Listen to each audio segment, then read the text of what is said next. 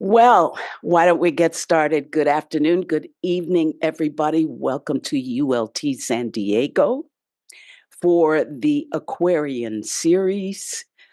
Um, this afternoon, the title of the presentation is Love and Light, given to us by our own Desiree Van Sanen. Now, before we get started reading, this is from the book, The Crossover Experience, Life After Death. There is an intense light in this realm, described as many times brighter than our sun, but which does not hurt the eyes. It generally appears to have a discernible location and occupies a defined space. It is often seen at the end of a tunnel, just yet as common to be somewhere within the realm they are journeying through. It is generally described as golden, yellow, white, or a combination of the three. It is not diffused, although this light may contribute to the overall brightness of the environment. Near-death experiencers overwhelmingly describe the light as having a presence, a consciousness. The presence existing within or shrouded by the light is often sensed to be God, Jesus, a powerful spiritual being, or an all-knowing source. The feelings of love and peace experienced throughout a typical NDE journey is uniform, and why not? This realm radiates similar energy throughout. However, when in the presence of this brilliant, bright light, these same feelings become overwhelming. Feelings of unconditional love, a sense of being home, and of finally understanding who they are overpowers them. There is a sense of joy so powerful, they feel they cannot contain it. There is no pain, no fear, no sorrow, no sense of judgment, but rather an understanding that they are accepted for who they truly are. And who they truly are is much more than they ever imagined on this plane. So now we give to you our own Desiree Van Sanen. Thank you, Desiree. Oh, sure. Thank you, Monica. Is everybody hearing me okay? Yes, hear you fine. Wonderful, wonderful. And thank you so much for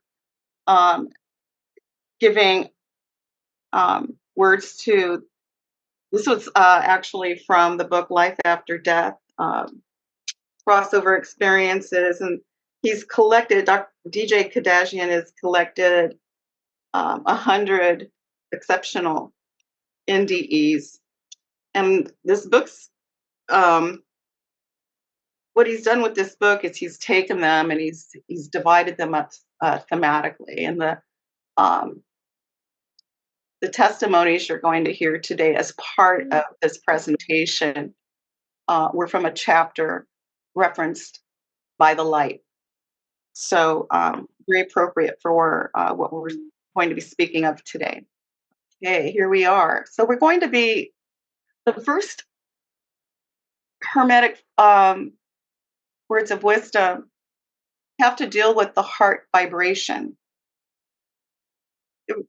It indicates that if one holds fast to the heart vibration and the central current of ideation, then one will become like a child living in a magical world. It's very interesting that they use the word heart vibration and central current of ideation. On Sundays, we're studying the mysteries of karma, the universal current in evolution.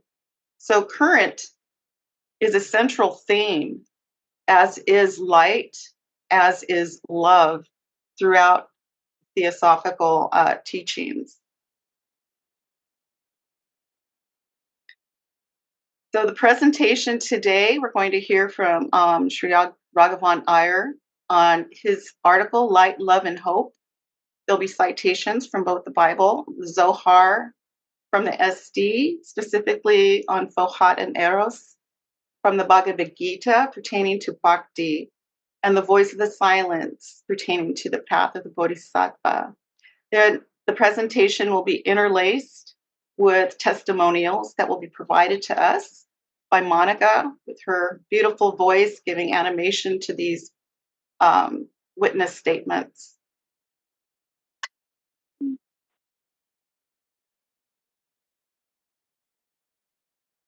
See if I can hold on just one moment while I move my. Yeah, tomorrow. So Raghavan Iyer writes in his article, Light, Love, and Hope, that no word has perhaps been so much abused in our age as love, thus fulfilling the celebrated prophecy about Kali Yuga in the Vishnu Purana.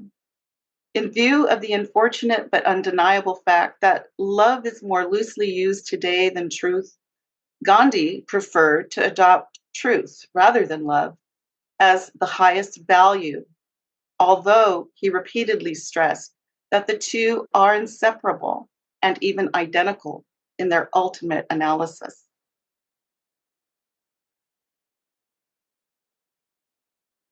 Conventionally, we use love, the term love, to mean either attraction or loyalty, devotion, affection, benevolence towards others, animals, nature, or an ideal.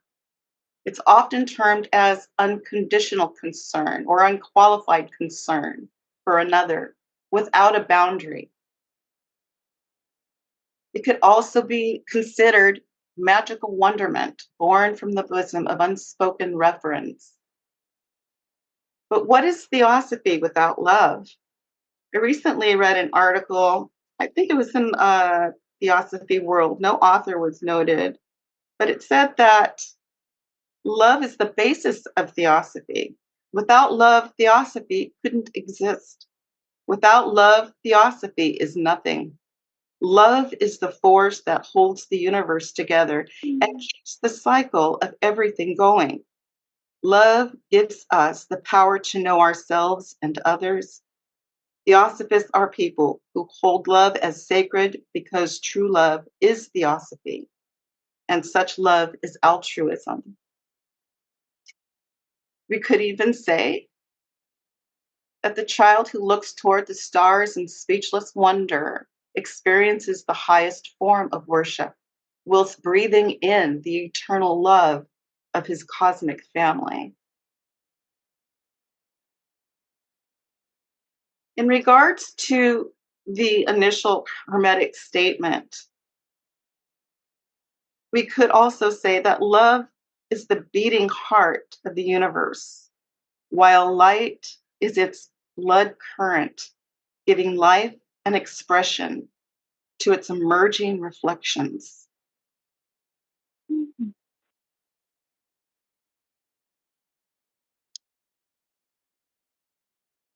Mahatma Gandhi would go on to clarify that whether mankind will consciously follow the law of love, I do not know, but that need not perturb us. The law will work just as the law of gravitation will work, whether we accept it or not. And just as a scientist will work wonders out of various applications of the laws of nature, even so, a man who applies the law of love with scientific precision can work greater wonders. For the force of nonviolence is infinitely more wonderful and subtle than the forces of nature, like, for instance, electricity. The man who discovered for us the law of love was a far greater scientist than any of our modern scientists. Only our explorations have not gone far enough, and so it is not possible for everyone to see all its workings.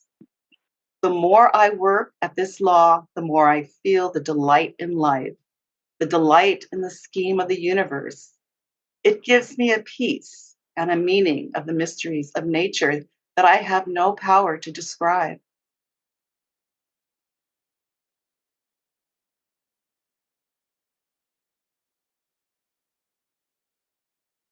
Monica?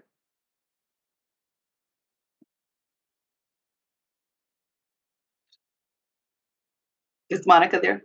Yes, I'm here. Okay, He's you're got- on. Okay. There is no way to compare my consciousness when I was in the light with my consciousness here on planet Earth. It's like asking someone to compare the difference between the light of 1,000 suns exploding at the same time and the light from a matchstick. Yes, they are both light, but beyond that, there is no comparison. I can only say that I was in a complete state of love and knowing. The love of 1 billion homecomings all rolled up into one instant, and the knowledge of every aspect of the complete universe to become one with God. Thank you. Love is a divine messenger who carries light from heaven down to the earth and returns again to heaven loaded with sacrificial gifts from Lucifer. No matter how we try to convey the most sacredness of these two words, light and love, we will fall short. Perhaps no words adequately reflect in purity and exactness that which can only be experienced through a substance or vehicle that can sustain it. Those who have experienced near death and have returned to tell the tale, they too cannot fully convey their experience.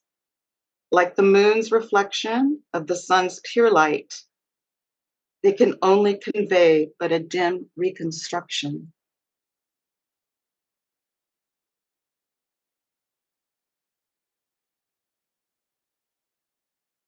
We have these concepts of light and love throughout all of our religions throughout history.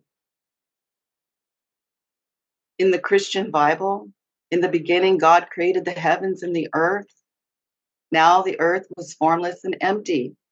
Darkness was over the surface of the deep, and the Spirit of God was hovering over the waters. And God said, "Let there be light," and there was light. God saw that the light was good, and he separated the light from the darkness. God called the light day, and the darkness he called night. And there was evening, and there was morning, the first day. For once you were darkness, but now in the Lord you are light. Live as children of light, from Ephesians. For with you is the fountain of life. In your light we see light. Your word is a lamp to my feet and a light to my path. And the city had no need of sun or moon to shine, for the glory of God is its light, and its lamp is the Lamb. Oftentimes, the word lamp and lamb are used together. We think of the lamp as being a reflection, a dim reflection of the source, and the lamb as its follower. Good day. So sweet. I have to apologize for the noise in the background that I am hearing. Sorry about that. It's okay. And from the Zohar, the highest source of all Kabbalistic books, it reads, "The light of the Creator shines through every soul, illuminating the path to spiritual awakening. Through love and kindness, we can transform darkness into light and bring healing to ourselves and others. The true purpose of our existence is to uncover the divine spark within us. Let it shine brightly." And from the Gita, he is the source of light in all luminaries and is entirely beyond the darkness of ignorance. He is knowledge, the object of knowledge, and the goal of knowledge. He dwells within the hearts of all living beings. And from chapter 15, know that I am like the brilliance of the sun that illuminates the entire solar system. The radiance of the moon and the brightness of the fire also come from me. Let me see if I can move some stuff around here. Mm. HPB writes or conveys from the stanza 3 in The Secret Doctrine that the root of life was in every drop of the ocean of immortality, and the ocean was radiant light. So beautiful. She writes of light by saying, light is the first begotten and the first emanation of the Supreme. And light is life, says the evangelist and the Kabbalist. Both are electricity, the life principle, Yenimamundi, pervading the universe, the electric vivifier of all things. Light is the great protean magician, and under the divine will of the architect, or rather the architect, the builders, called one collectively, its multifarious, omnipotent waves gave birth to every form as well as to every living being. From its swelling electric bosom spring matter and spirit. Within its beams lie the beginnings of all physical and chemical action and of all cosmic and spiritual phenomena. It vitalizes and disorganizes. It gives life and produces death. And from its primordial point gradually emerges into existence the myriads of worlds, visible and invisible celestial bodies.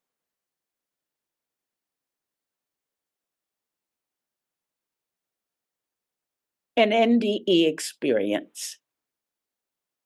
At that time, I felt as if I was cradled in the womb of the universe. I was fully embraced by the sea of golden light. I was completely immersed in the universe. Through the light, I was fully embraced by the overwhelming, non-judgmental, and unconditional love of the universe, greater than anything, more beautiful than anything. I understood how much the feeling of dying resembled that of being born. Perhaps life was a circle, departing and ending at the same point. I do believe that. So, as we try to understand on a deeper level what light and love is, we have to go sometimes to a very arcane work here called From the Stanzas. And it reads here that Fohat traces spiral lines to unite the sixth to the seventh, the crown. An army of the sons of light stand at each angle, the Lipica in the middle wheel. They, the Lipica, say, this is good. The first divine world is ready. The first is now, the second, the world, then the divine Arupa or the formless universe of thought, reflects itself in Shailoka, the shadowy world of primal form, or the intellectual, the first garment of the Anapadaka.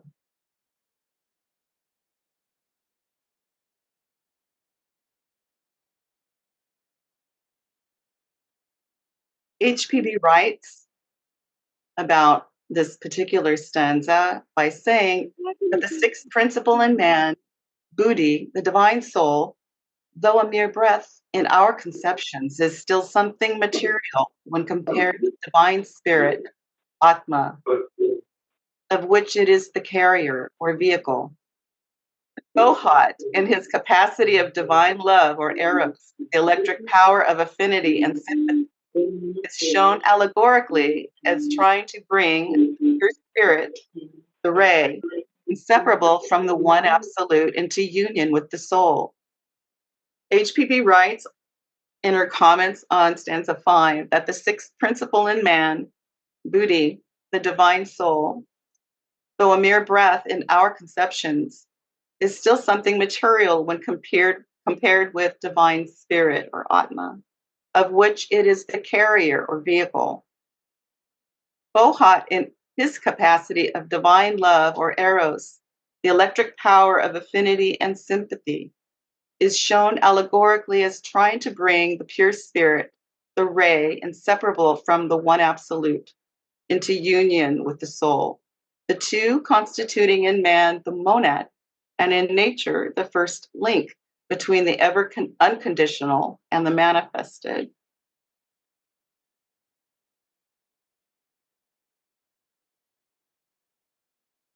In section 3, she explains that the divine world, the countless lights lit are the countless lights lit at the primeval light, the buddhis or formless divine souls of the last arupa or formless world. The sum total in the mysterious language of the old stanza. In the catechism, the master is made to ask the pupil, lift thy head, Alanu, dost thou see one or countless lights above thee, burning in the dark midnight sky? I sense one flame, O Guru Deva. I see countless undetached sparks shining in it. Thou sayest well, and now look around and into thyself. That light which burns inside thee, dost thou feel it different in any wise from the light that shines in thy brother men? It is in no way different, though the prisoner is held in bondage by karma, and though its outer garments delude the ignorant into saying, thy soul and my soul. This ending paragraph, I highlighted because so often we consider my soul and your soul, his soul and her soul, but really it's probably a falsity. It is a falsity because there's only one soul. So, and I think that losing this possessiveness over soulness, I think helps the aspirant to move forward. It's one of those things when you're trying to find an archetypal or even a non-personal way of looking at something, such as in karma, without saying my karma or your karma, which we know is like saying your gravity or my gravity, because it is law. You cannot be possessed, nor can anything be possessed. There is just that which is. Mm.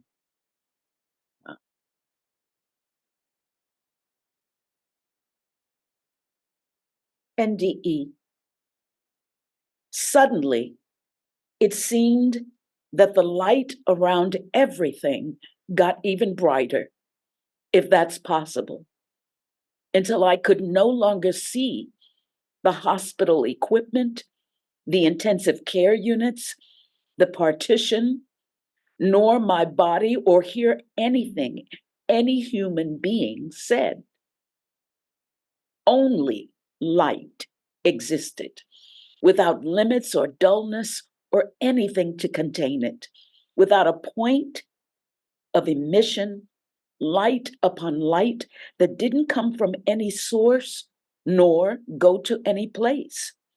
Light filled everything, and everything was light, including me. I felt accompanied by others, as if I were the protagonist of the universe, as if every living being had all at once decided I was their focus of love. I thought, I have asked myself my whole life what pure love is, and it turns out that love is light. I wanted it never to end, and it occurred to me that something so great couldn't have an end.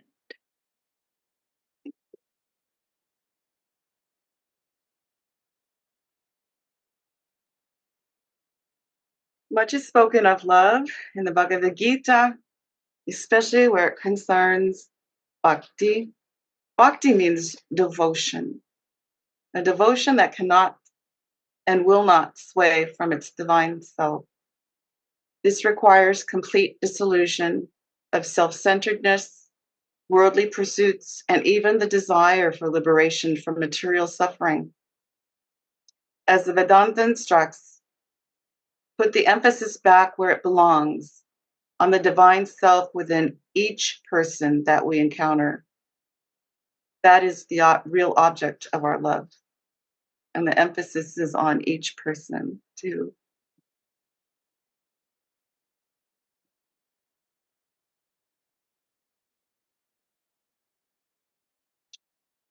And move some things around again.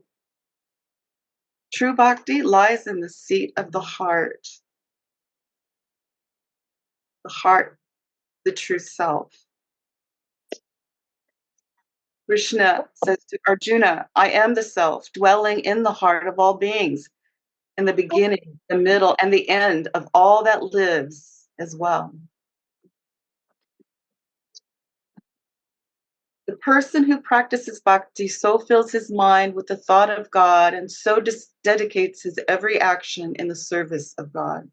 During the process of his focused intent, the pupil completely loses his ego and attains union with home and highest self.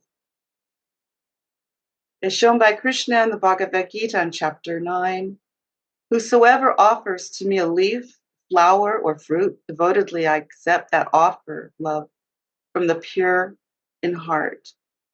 Whatever you do, whatever you eat, whatever you offer, whatever you give, whatever austerities you practice, O son of Kunti, make it an offering to me. Thus will you be freed from the pure and impure binding, a fruit in action. And with your mind firmly fixed on me, you will be freed and attain to me. I'm going to read now from the Bhagavad Gita, given that my light is dimming here. My devotee, and this is actually from chapter 12. My devotee who is free from enmity, well disposed toward all creatures, merciful, wholly exempt from pride and selfishness, the same in pain and pleasure, patient of wrongs, contented, constantly devout, self-governed, firm and resolved, and whose mind and heart are fixed on me alone, is dear to me. He also is my beloved, of whom mankind is not afraid, and who has no fear of man, who is free from joy, from despondency, and the dread of harm. My devotee, who is unexpecting, pure, just, impartial, devoid of fear, and who hath forsaken interest in the results of action. He is dear to me, and also is worthy of my love, who neither rejoice nor findeth fault, who neither lamenteth nor coveteth, and being my servant has forsaken an interest in both good and evil results.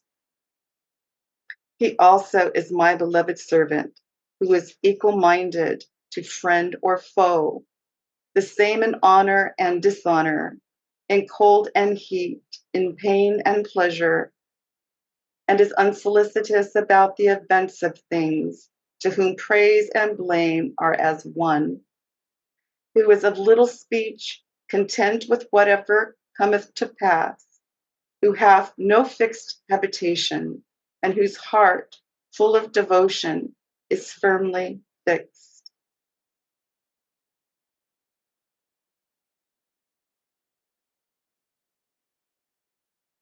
Oh,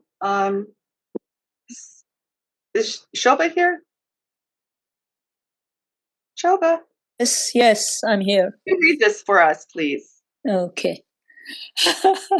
Okay. Love and light. Savai pumasam paro dharmo yato bhaktir adoksaje ahaituki apratihata yayatma suprasidati. The supreme duty, dharma, for all humanity is that by which men can attain to loving, devotional service unto the transcendent Lord. Such devotional service must be unmotivated and uninterrupted to completely satisfy the self. Srimad Bhagavatam, chapter 1, section 2, verse 6. Thank you. An NDE experience. I was welcomed by beings who remember as very tall and made of an incredible light. They loved me as no one had ever loved me.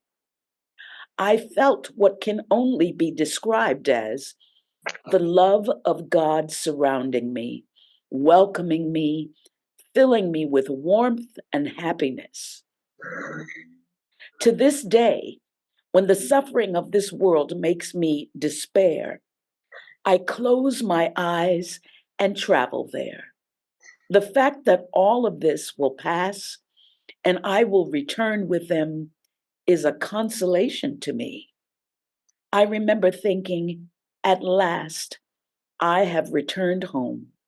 My God, this is my home. That it is. From the word karuna in Sanskrit means to do or to make and indicates an action-based form of compassion. It is linked often with maitri or love through kindness and ahimsa or nonviolence. Mahakaruna is often considered a contrived state of mind, which, no matter what suffering it may endure, experiences an uncontrollable and constant wish to free others from their pain with exactly the same intensity of love that a mother feels for her only child. We might imagine what force this must be to expand it, not just globally, but to expand it to all life known and unknown, manifested or not.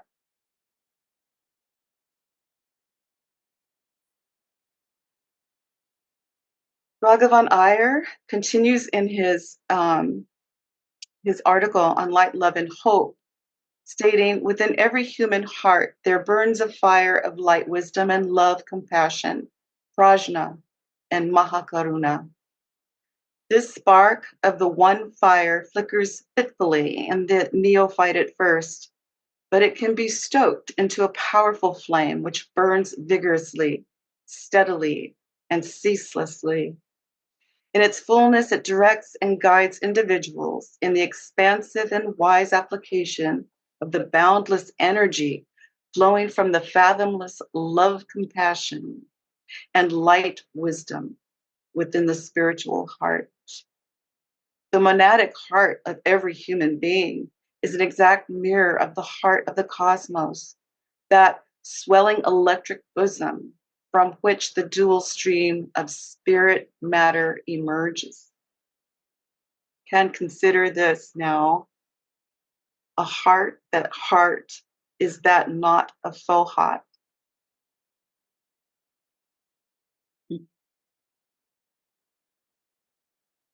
I had only one life and death experience that has remained clear and unchanged over time, and this was it.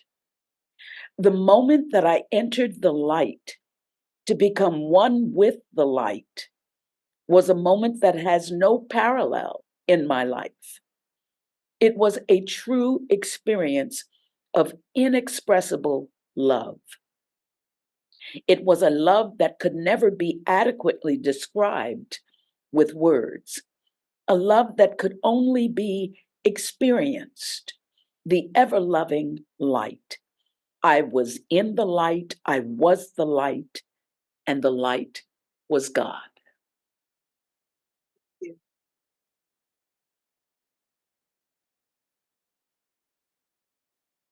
In the path of the Bodhisattva, I don't think we can talk about love without speaking of the inexhaustible love of the Bodhisattva. In the Lotus Sutra, the many skillful or expedient practices and teachings taught by the Buddha, including the 3 vehicles to awakening, are revealed to be part of the one vehicle, the supreme and all-encompassing path that leads to Buddhahood. As the Buddha says in the sutra, seek as you will in all 10 directions. There is no other vehicle apart from the upadhyas of the Buddhas. The one vehicle is associated with the Mahayana or great vehicle, which is the path that rejects nirvana and seeks to remain in the world of suffering to help others attain enlightenment and their natural Buddhahood state. This is our natural state. What we're living in right now is not so much, but.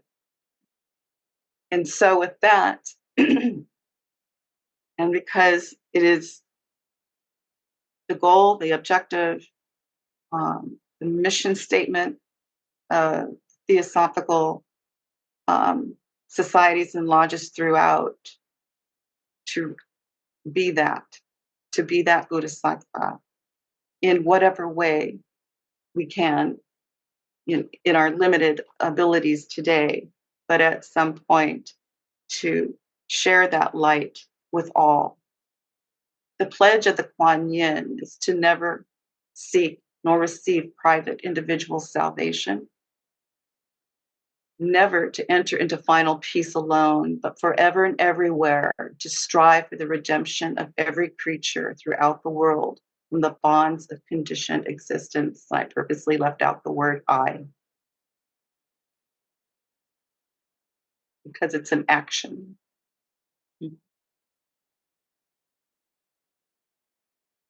And sorry, I keep having to move things around. You don't see what I'm doing, but I have to move things around to read. Okay. When thou hast passed into the 7th, O happy one, thou shalt receive no more the sacred 3, for thou shalt have become that 3 thyself. Thyself and mind, like twins upon a line, the star which is thy goal burns overhead. The 3 that dwell in glory and in bliss ineffable, now in the world of Maya, have lost their names. They have become one star, the fire that burns but scorches not, that fire which is the upadhi of the flame.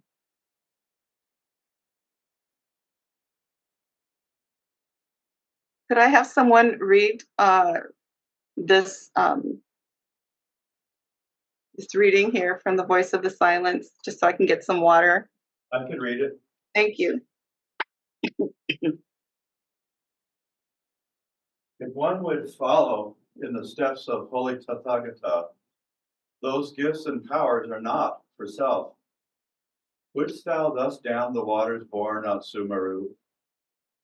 Shalt thou divert the stream for thine own sake, or send it back to its prime source along the crestless cycles? If thou wouldst have that stream of hard-earned knowledge, of wisdom heaven-born, remain sweet running waters, thou shouldst not leave it to become a stagnant pond. Well, I wish I would have edited that slide. You did great. We've read The Voice of the Silence so many times. I don't think we need any help there. So sweet. Oh, so Shobha, could you do this one? Buddha of compassion. Calm and unmoved, the pilgrim glideth up the stream that to nirvana leads. He knoweth that the more his feet will bleed, the whiter will himself be washed. He knoweth well that after 7 short and fleeting births, nirvana will be his. Such is the dhyana path, the haven of the yogi, the blessed goal that Strotapatis crave. Not so when he hath crossed and won the Aryahata path. There, klesha is destroyed forever, tanha's roots torn out. But stay, disciple, yet one word.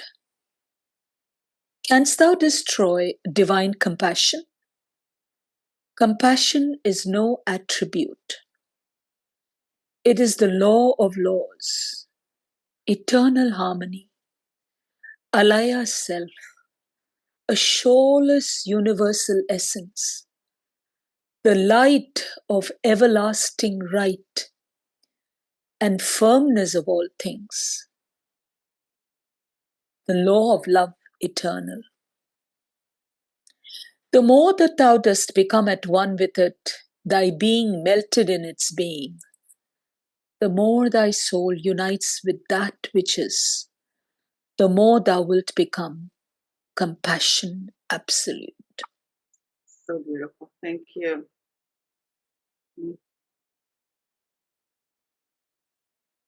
As I took my last breath, my eyes closed in death and opened in a beautiful, radiant, white, limitless light.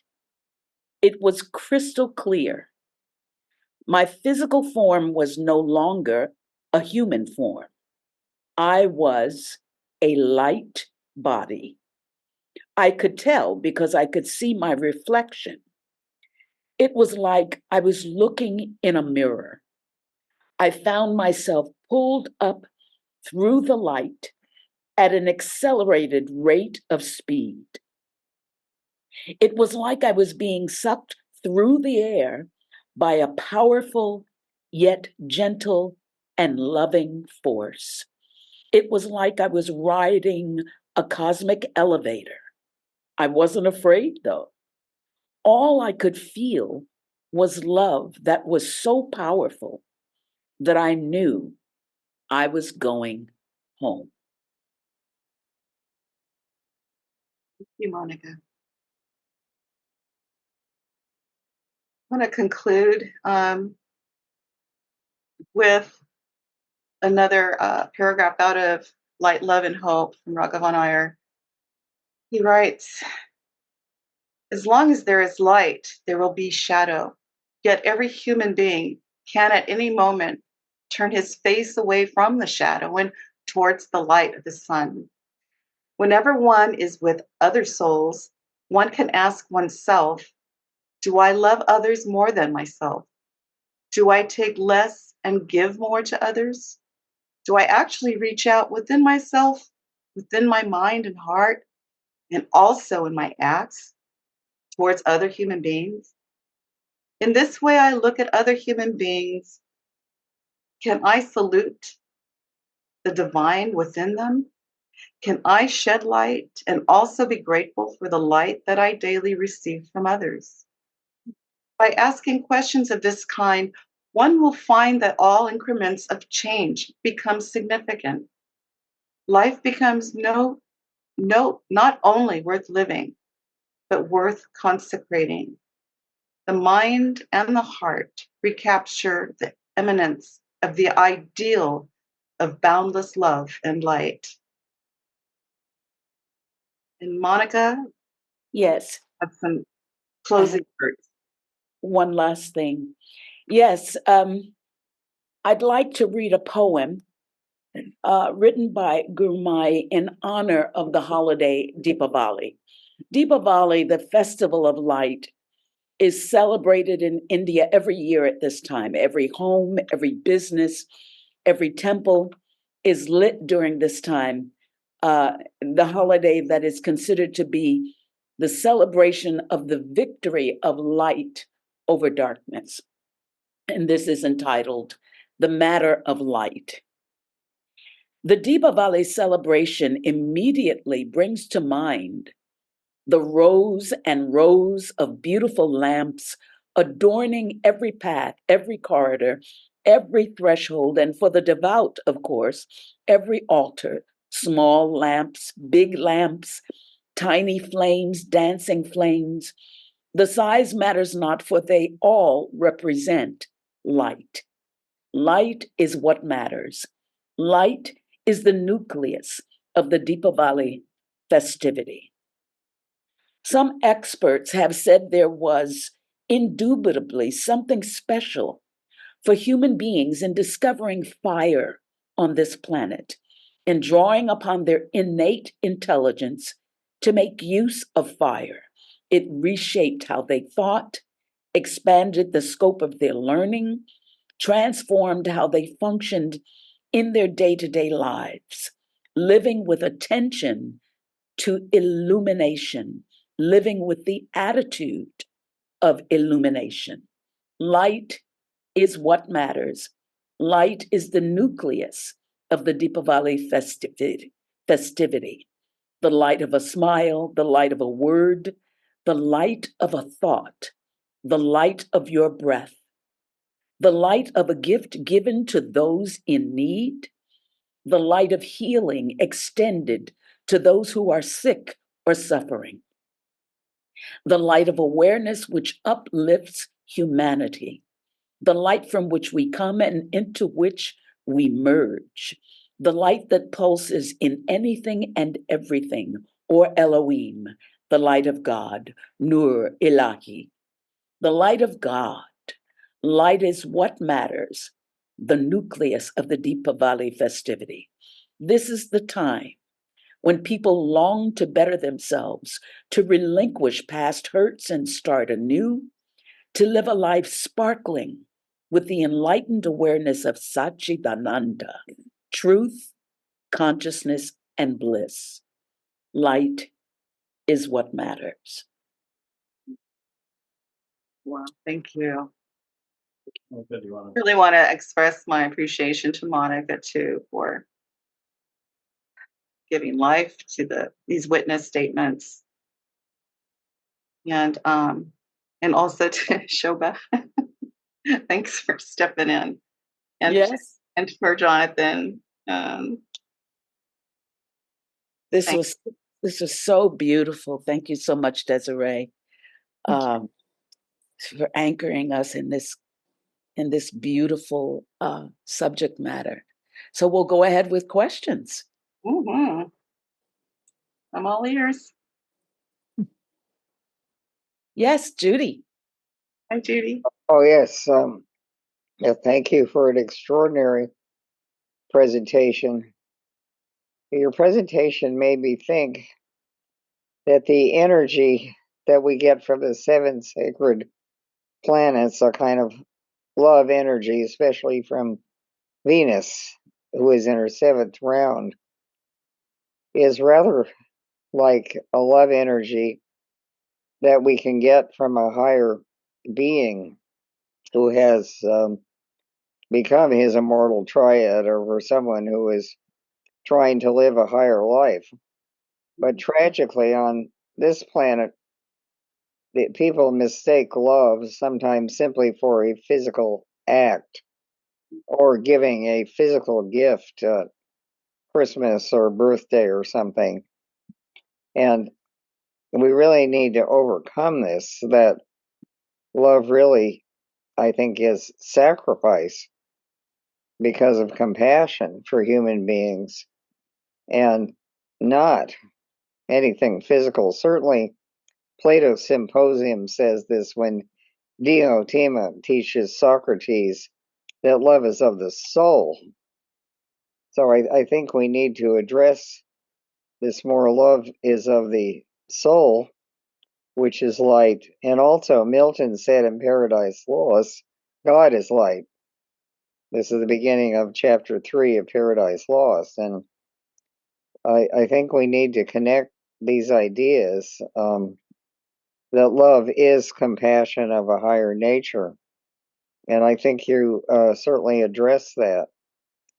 But why are we in the tragic situation of thinking that love is something purely physical or monetary, and maybe this is why so many marriages break up in this culture. Well, thank you. Oh, you're welcome. And wanted to not just talk about a higher meaning of love, but also a higher meaning of conviction. Mm. You're moving from faith or a belief system, which is to say, I believe. My father used to tell me, well, belief is like that's what you hope for. Um, but it's not necessarily what is. But these folks that go through NDEs, and of course, we can encounter their testimonies as memory to ourselves as well. Because when they go, they're telling you, I was home. Mm. And so that's something we can take with us. We know that we go home. But they experience something that, as I stated earlier, is hard, impossible to try to talk about in its fullness, in its exactness. It has to be experienced. But once they experienced it, therein lies the conviction. They can't be swayed from that point forward, away from that light, from what they experienced. I don't know if it actually has to take an experience like that for a person to reach that degree of conviction. Mhm. But maybe over many, many lifetimes, having done it before, having gone through or through meditation or through vision or dreams, had experienced something of such profoundness that they cannot no longer um, no one could ever talk them out of it or give them an argument against it. That conviction is so strong. They can't be swayed. And that's what I think when we look at that word devotion and that it cannot be swayed is the same thing. It cannot waver because that conviction is so strong. Nothing can affect it. And I think that's what ultimately we have to we are evolving toward. And it's evolving toward something that we already are, Mm. doing it consciously. Yeah. Beautiful. I think we have a question from Jim Tepfer. Yes. Can you hear me? Is it okay? Yes. Okay. Can you hear me? Yeah. Yes, we can. Okay, good. Well, my question is really in relation to truth. And I say this because I've read, a number of near-death experiences, and there's no question when you read it, you're really elevated by it. And it just helps to give some sense of what is a barrier often in our consciousness about the death experience and condition. However, the problem I have is that the more I think about it, it's got several possible misleading elements to it. This is why I bring up the question of truth, because when HPB speaks about death, one of the things she remarks about is that there is the experience that you see your whole life in review. And seeing your whole life, she says, it happens, doesn't matter the form death takes, violence or any other kind. This is absolutely unequivocally going to happen to everyone. Now, when you have a life review, the quote, soul is going to see both the good and the bad. It's going to see things that cause it great surprise or pain or regret, because it's going to be a film of everything one has done, all the choices, all the responses, all the reactions. That can be very unsettling. And so, again, the question of truth is relevant. We also know that in addition to this kind of preamble to the real death experience, whatever that really is, there's also Kamaloka. There's also working through the desire-based actions that were either self-destructive or excessive. And therefore, that's a stage that also has to be going through. So again, it seems to me that truth and seeing the significance of an ethical appraisal, a Pythagorean review, to sift out, love, to see truth and love together, rather, really. They are one and the same. Yeah, seems to be very important. And so my question is, in what sense is the near-death experience, to some degree, can be very misleading in relation to the need for cognitive reality of truth?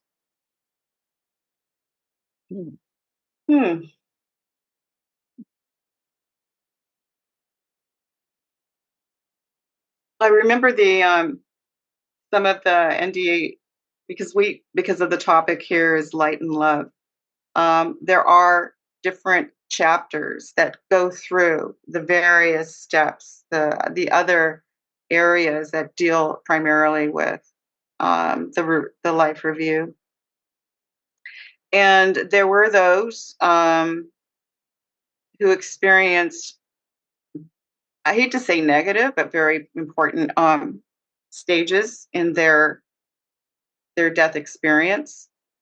And when they went through their life review, they experienced, let's just say they did things that weren't on the up and up, or they did something to hurt someone. They actually experienced it from, I hate to use the word victim, but they experienced it from the other person's perspective. They got to feel what the other person felt from them. I mean, it tells you how interconnected we all are, to be able to actually be in that space of what that other person experienced. But what is interesting is, even with these negative experiences, they also experience non-judgment. So many of them that report back say, even though I was going through this experience, it was done with love. It wasn't done with any kind of punitive, bad person, I'm kind of thing. It was done with love, and it was done very non-judgmentally. And when I think about that, I think about Ishvara, I think about our parent source, as a parent, a loving parent. I don't think of it as an accusatory, a punitive parent, but one that just is observing. And its observance is to help in one's awakening process. But that individual has to do it on their own. They have to work their way up. But there seems to be an overwhelming knowledge about what needs to happen for that ego, or that monad to develop. Because I like to think of us all as kind of little Prometheans that are being sent out, and we are chained to the earth. But at the same time, we're giving information back to the motherboard in a way. So we're here suffering, but what we are learning is what's so important. So many have come back and said, they asked me what I learned. So there is something very essential in our learning that is given out to the whole oversoul. It's just, it's hard for me to explain, because it's not personal at this point. It really isn't personal. It's what nature needs to happen. There's a compulsion in the universe to learn. That's Brahma. There's an impulsion in the universe to love. That's the in-breath. There's an out-breath and an in-breath. And this is a natural cycle that we all must go through. But we also have to refine our instruments.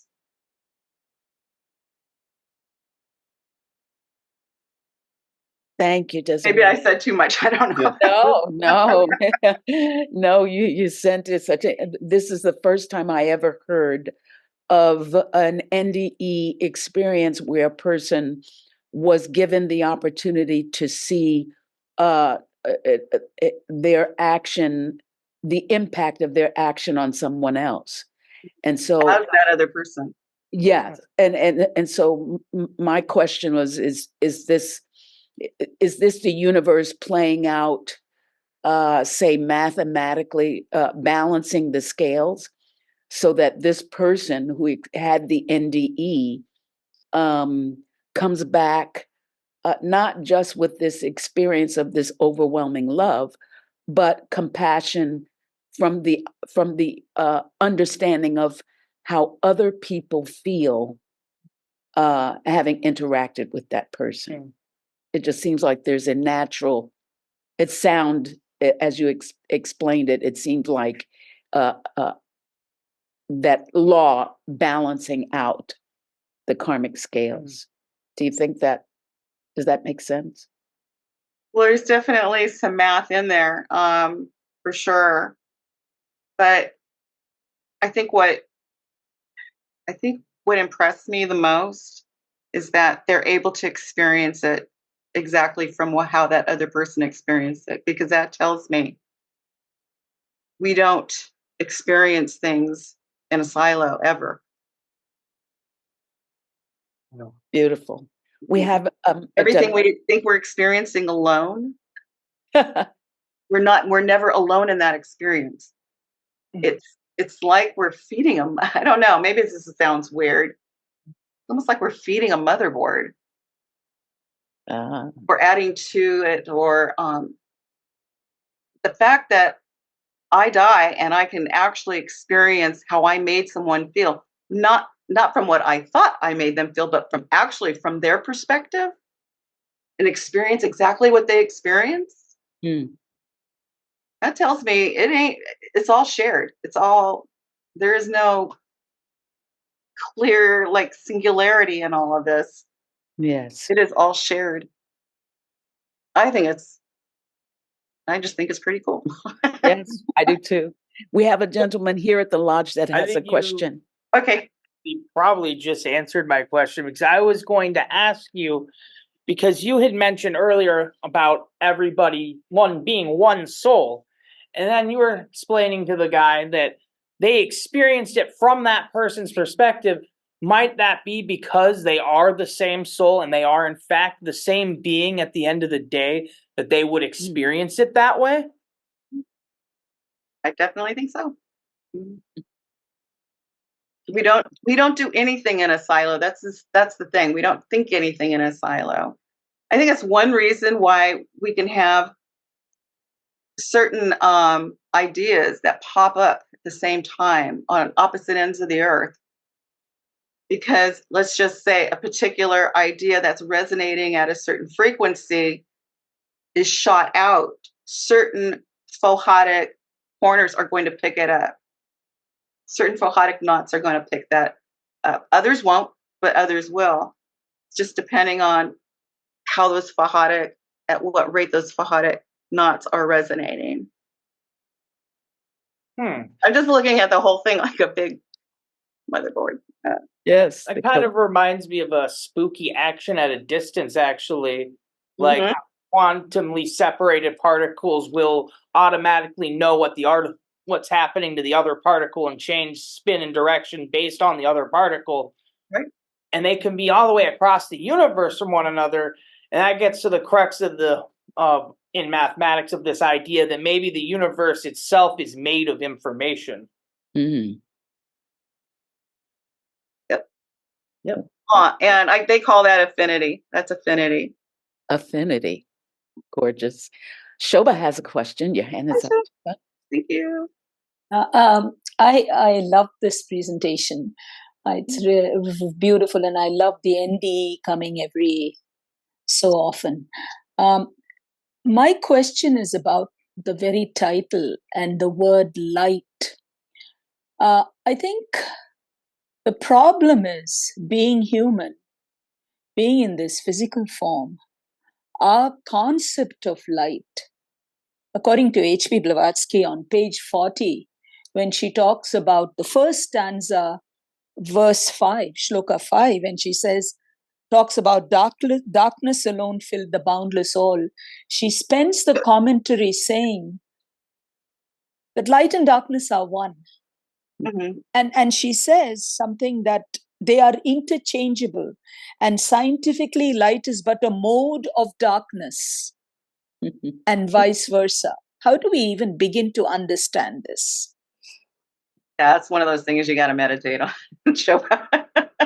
Powerful. because I think it's like you said, it's perspective and not being able to ideate things that are not in our physical environment, but that are definitely within us naturally. And when I think of that twilight, or whatever we want to call it, that darkness, to me, it's that heart beating, that cosmic heart that's beating. And it's the light that gives it, that messages it out, almost like the blood in our system where the heart's beating. But it's that energy that makes that heart move, or makes that blood move. What do you want to call it? Shiva, whatever. Move through our system. It's probably an example, sort of. So when I think of darkness, I think in terms of motion. Yeah, because I can imagine being absorbed in action, being absorbed in motion. And it's almost like when we dream, because when we dream, things aren't necessarily very objective. We think we're going to be somewhere and we're there. You know, the action and the actor are really one. And so I think of it a condition or a state where the actor and the action are inseparable. Nothing is objectified. And so if you are the action,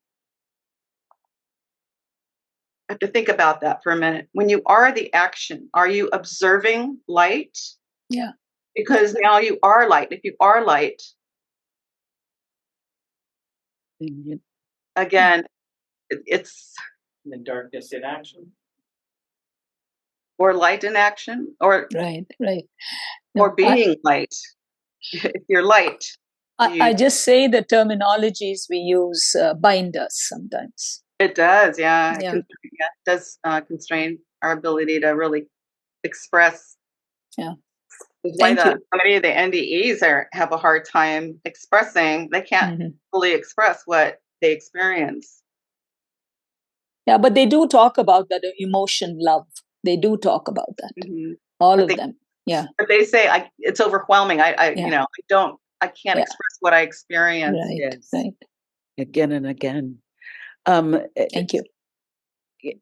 Dr. Campos has a question in the chat, and he says, is there a correlation with the NDE visions of light and the Tibetan Book of the Dead and reports of various colored lights that lead to either bardo playing or reincarnation in various worlds? Any idea about that? I don't. That's pretty amazing. I'm sorry, Ken. Huh. Hey, Laura and David. Yes, I will. Do you have any comment on that, Ken? Just that there's this concept of a clear light that has no color at all, and that different colors go to different places. Red might be attractive to someone who just died. but they're full of a lot of anger and resentment, and they'll go to a certain loca, and the other Mm. colors would go to different. I don't know where they all go to, but in my memory, but I thought the white one was kind of a dangerous light, but maybe that's why it brings us back to Earth in the NDE. So they're dead, but they come back to this Earth, which is full of all the samsara that we have here on this plane. Great. Okay, Laura has her hand up. Thanks, Ken. Hi, Laura. Hi, it was a lovely talk. Thank you for the contemplation. You brought up the in-breathing and the out-breathing of love, and Einstein, in one of his letters to his daughter, also spoke of light and love, and saw them as fitting into his E equals MC squared as well. And he wrote that there is an extremely powerful force that so far science has not found a formal explanation to. It is a force that includes and governs all the others and is even behind any phenomena operating in the universe and has not yet been identified by us. This universal force is love. When scientists looked for a unified theory of the universe, they forgot the most powerful unseen force. Love is light that enlightens those who give and receive it. Love is gravity because it makes some people feel attracted to others. Love is power because it multiplies the best we have and allows humanity not to be extinguished in their blind selfishness. Love unfolds and reveals. For love, we live and die. Oh, Oh, that's beautiful. Donna. Yeah, that's what he wrote for his daughter. So, even as a scientist, he saw that, this is a force that we have long neglected and don't understand. And as one student, I think it was Judy, brought up about the emanations that we might receive from the planets around us, and the love that is there as well. And we take it for granted, just like the 4-year-old takes for granted the cake that just pops up in front of him for his birthday. It just, of course it's there, it's like magic. And there's so many things that we receive from these beings that sustain the cosmos for us that we're not even aware of yet. And maybe that is that universal one force, the unseen force of love. It absolutely is. And again, love and truth to me are synonymous terms. The love of truth, the truth of love. Like Gandhi says, they're two sides of one coin and are inseparable. Yeah. Beautiful. David has his hand up. Oh, thanks. This is a little different tack, what you were just talking about, but I was thinking of there's a statement by Emerson that says, and it's been said in different ways by others, but when it's dark enough, you can see the stars. So I'm wondering how we should, think about light and darkness are the world's eternal ways. You can't really talk about light without different aspects of darkness. Yes. And just one more little thought to trigger people's thinking, is that we always talk about the speed of light, but what is the speed of darkness? Well, I don't necessarily agree with the speed of light, but because the light travels at different speeds and when it's has to go through different types of densities. And then there's the thing about affinity. But I remember even being a small child and looking out at the stars when you can actually do that and see some stars. And I never I didn't, before I even understood what science tells us they are, I always felt that was my family. I felt love. I didn't feel fear. It was like I was looking at my aunts and my uncles. It was completely different. And Nice. Yeah. and I think when children have, and this is a feeling, it's not necessary. I'm trying to give it words. There were no words back then. It was just kind of a knowing. But as we get older, we start trying to make everything logical, sensible, explainable, and we kind of lose a lot of that intuitive knowing, which is our natural state. Mhm. What they say, become children living in magic. Wonder. And wonder. Mhm. Yes. Do we have any more questions? Okay. Okay, then we will close. Desiree, thank you for Awesome. such Thank a you. beautiful, beautiful presentation. Just gorgeous. So thank you, everybody. Be well and safe, and we will see you next time. Next Thank time. you. Namaste. Good night, everyone. Thank you, Desiree. Beautiful. Thank you. Thank you. Thanks. Yes, thank you, Desiree. Have a good night. You too. Bye-bye. Thank you, Desiree.